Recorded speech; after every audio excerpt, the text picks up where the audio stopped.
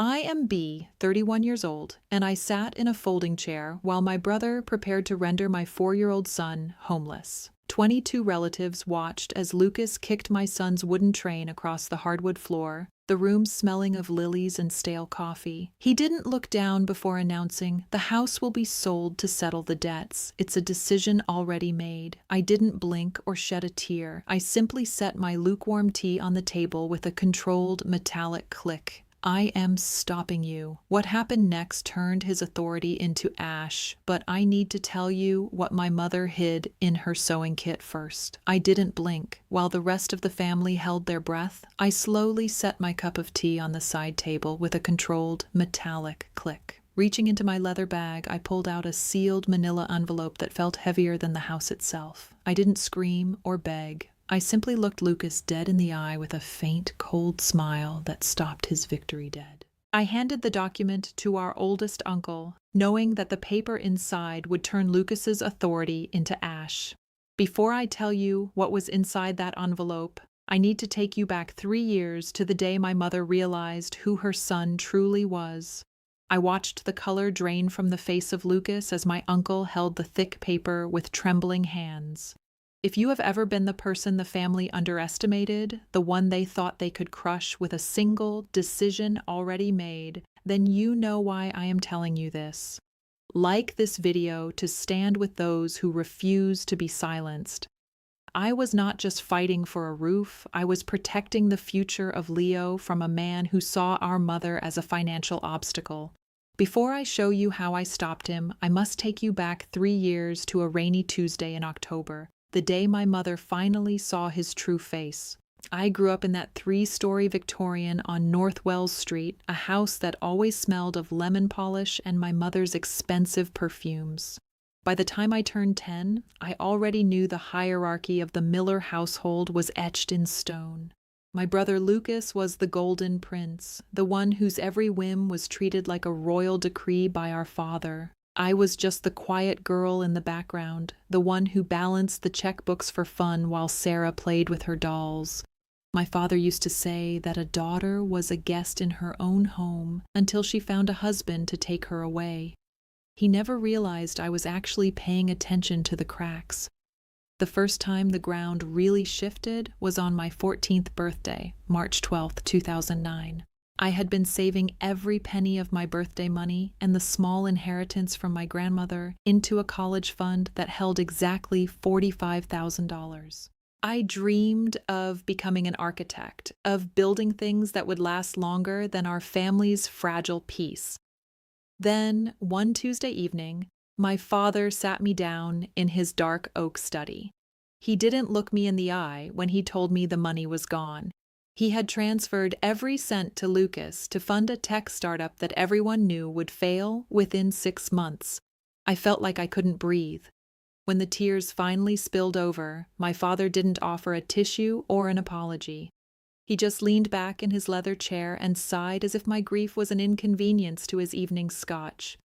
He looked at me with a cold, dismissive pity and uttered the words that would haunt my entire adult life. "Lucas is the future of this family name, B. You'll just get married and change yours anyway, so the money is better spent securing his legacy. It's a decision already made."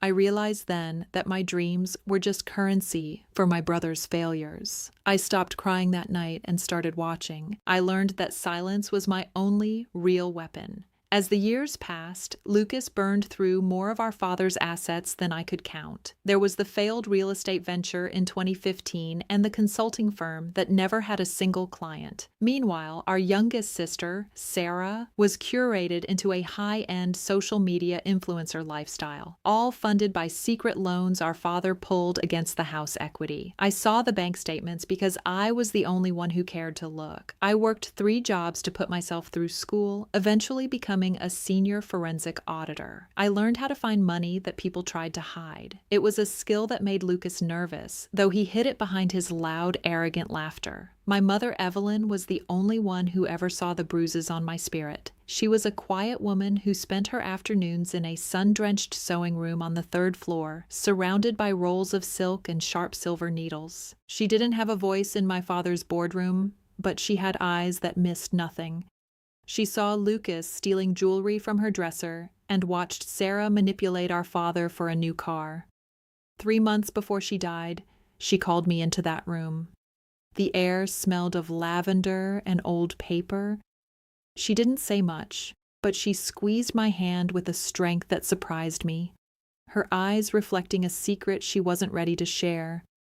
2 years ago, the atmosphere in the house changed from neglect to predatory greed. My father was admitted to the ICU at Northwestern Memorial Hospital after a massive stroke on a freezing Tuesday in January. I was the one who slept in the uncomfortable plastic chairs, tracking his heart rate and speaking to the neurologists. Lucas only showed up when the lawyers were mentioned. I remember the smell of antiseptic and the rhythmic hum of the ventilator. I had been awake for nearly 48 hours when Lucas walked into the room with a thick stack of papers. He didn't ask how our father was doing. He just looked at the dying man as a signature he needed.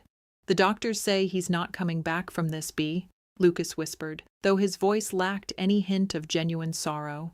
He sat across from me in that sterile hospital room, his expensive wool coat still damp from the Chicago slush. He pushed a fountain pen toward me and pointed aggressively at a line on a power of attorney form. My head was throbbing from exhaustion, and my eyes were burning with a lack of sleep. He told me that for the sake of the family, we needed to consolidate the accounts immediately to pay for the mounting medical bills. He claimed it was the only way to save the house from the creditors he had invited into our lives. I looked at the document and saw that it gave Lucas total control over every asset, including my own small trust. He thought my sleep deprivation was his greatest ally. He leaned in close, his breath smelling of peppermint and ambition, his eyes darting toward the door. "Just sign it, Bea. Don't make this more difficult than it already is. I've talked to Aunt Martha and Sarah, and they both agree that I should handle the heavy lifting. It's a decision already made." I felt a cold shiver run down my spine. I didn't sign. I told him I needed to check the legal definitions first. The look of pure rage was my final confirmation. After my mother passed away, the house felt like a tomb being looted by grave robbers. Before her body was even cold in the ground, Lucas was in the basement with a flashlight, inventorying the vintage wine collection and the silver service. Sarah was upstairs in the master bedroom, claiming the designer handbags and silk scarves for her next photo shoot. They didn't even wait for the funeral to begin the liquidation. Aunt Martha sat in the kitchen, sipping tea and nodding in approval, claiming that families shouldn't have drama, while my brother literally tore the walls apart looking for a hidden safe. I stood in the doorway, recording every single missing item in my mind. 6 months ago, I hit my absolute breaking point. My son Leo was only 3.5 then, and he caught a brutal viral infection that sent his fever spiking to a dangerous 103 degrees. I was sitting on the floor of my apartment, holding him as he shook, feeling the weight of the world on my shoulders. My bank account was nearly empty, showing a balance of exactly $142. I had spent everything on his medical consultations and my father's final care. I felt smaller than I ever had in my life. That was when the phone rang and Lucas's voice boomed through the speaker. He didn't ask about Leo's health. He told me he had a generous offer for me. He would give me $10,000 in cash that very night if I signed a waiver renouncing my claim to the Chicago house. He knew I was desperate. He knew I was scared. "Think of the kid, Bea. He needs medicine and a better place to live. 10 grand is a lot of money for someone in your position." I looked at Leo's small, pale face, and my hand actually reached for the pen on the kitchen counter. I almost surrendered. I almost let him win because the fear of losing my son was greater than my pride. To clear my head, I reached for my mother's old, tattered cookbook, looking for a recipe for simple broth. As the book fell open to page 84, a small slip of paper drifted out onto the linoleum floor. It was in my mother's precise, elegant handwriting. It wasn't a recipe. It was a note addressed to me, dated just weeks before her death. "Bea, your father thinks Lucas is the future, but I know you are the foundation. Look inside the blue sewing kit in the attic. Don't let them take what belongs to your son." The sight of her script acted like a bucket of ice water. I put the pen down immediately. The next day, I drove to the house under the cover of a heavy rainstorm. I bypassed the living room where Sarah was filming a video about grief and growth and climbed the narrow stairs to the attic. The air was thick with dust and the scent of cedar. I found the blue tin sewing kit tucked behind a stack of old quilts. Inside, beneath the spools of thread and rusted needles, was a heavy brass key and a business card for a law firm called Sterling and Associates. My heart was pounding against my ribs like a trapped bird. I wasn't just a victim anymore. I was a forensic auditor with a very specific lead. I spent the next 3 days in a feverish blur of research and legal consultations. Mr. Sterling confirmed what the veto deed actually meant. My mother had used her private inheritance to buy a silent share of the house years ago, a share that required my explicit consent for any sale. Lucas had no idea it existed because he never bothered to look at the secondary filings at the Cook County Recorder of Deeds. He was so busy being the king that he forgot to check the ground he was standing on.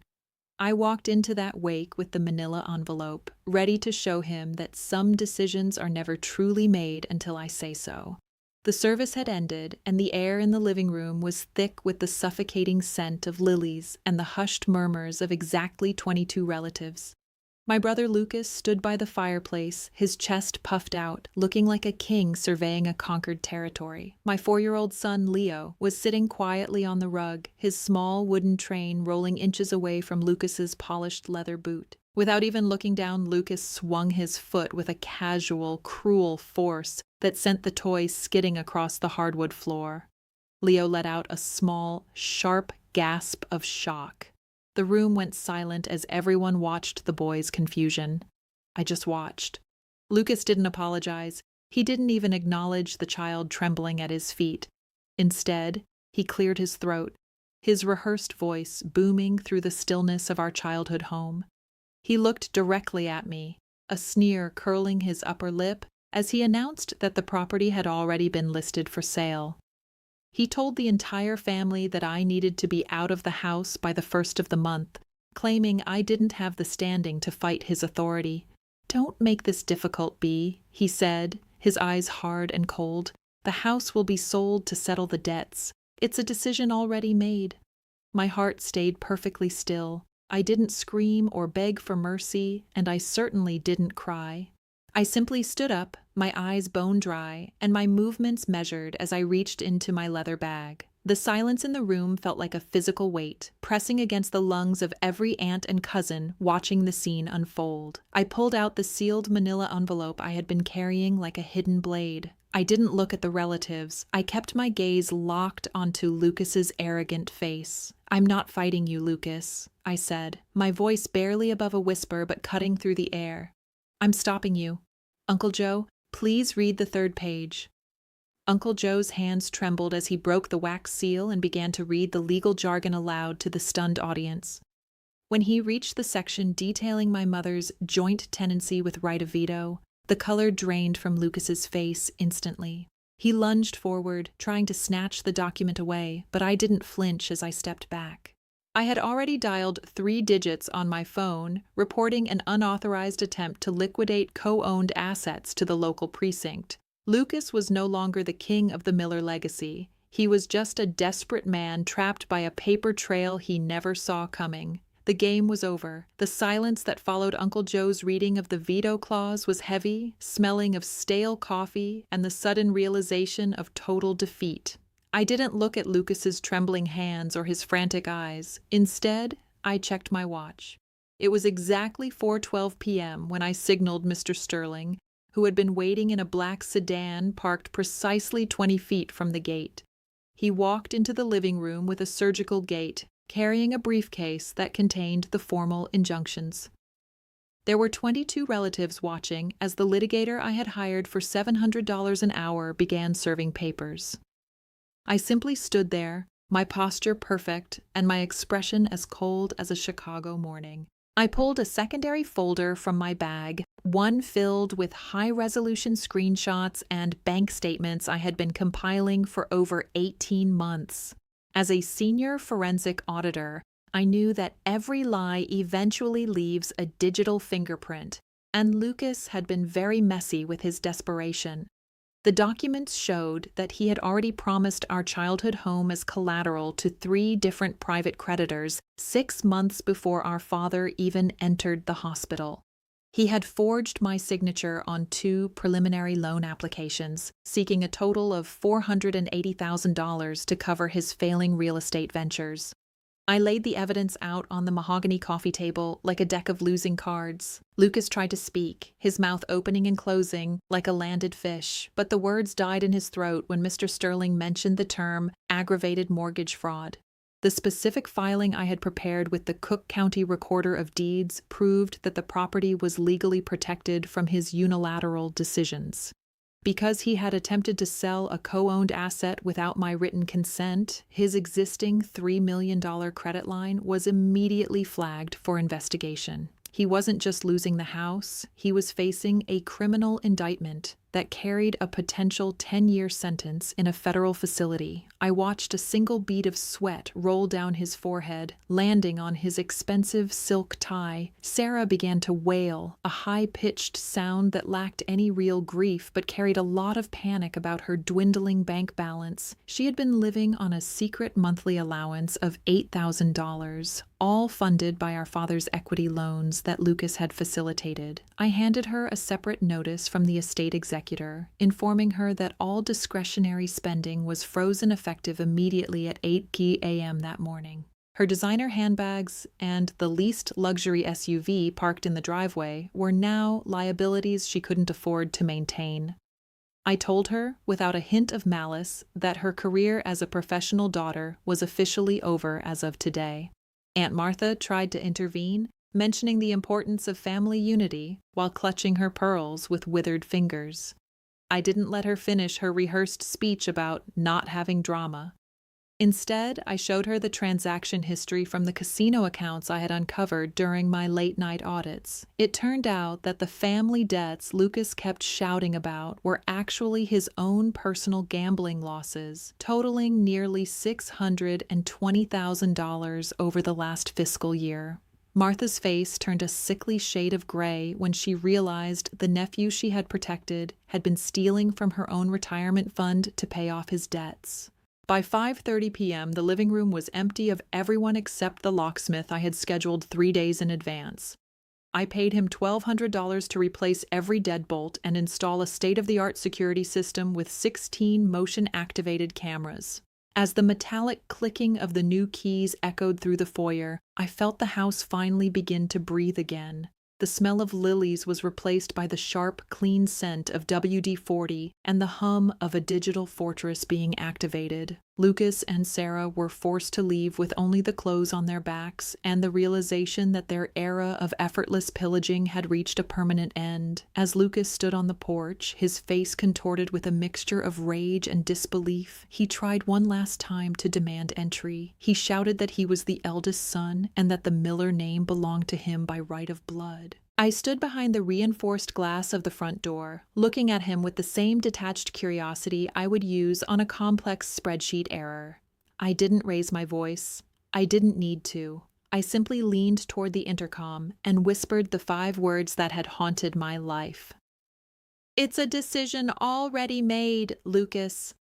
I watched him collapse onto the steps, defeated by his own favorite weapon.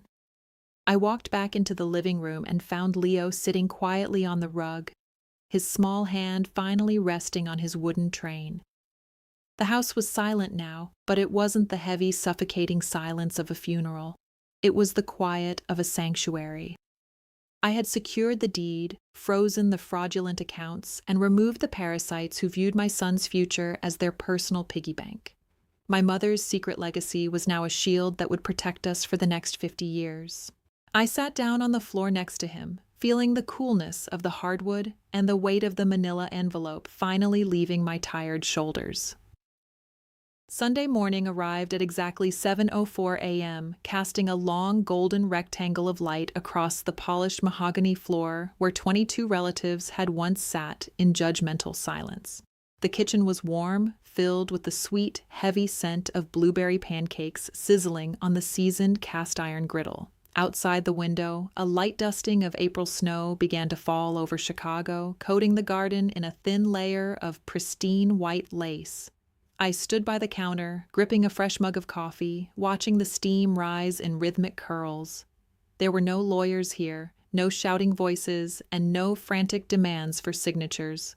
The house finally felt like a home instead of a battlefield.